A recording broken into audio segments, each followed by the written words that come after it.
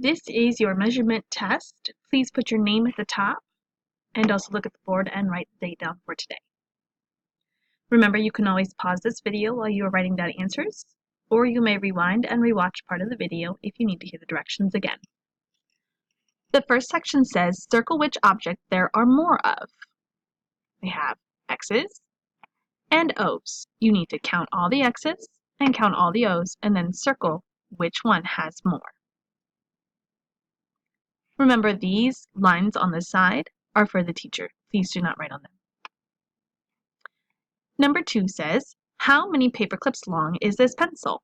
So look at the paper clips, look at the pencil, count and see how many paper clips long it is, and write the answer here on the line.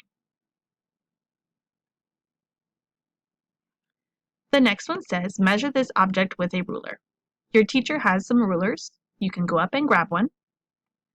And you're going to measure how long this red rectangle is. Remember to line it up and to see where the rectangle stops. When you have your answer, please write it here on the line. Don't forget you are measuring in inches. The next one says, measure this object with the given ruler. So this one already has a ruler for you. I want you to look at the ruler that they gave you and see how long the purple crayon is. Once you see how long the purple crayon is, write your answer right here on the line. This time you're measuring in centimeters.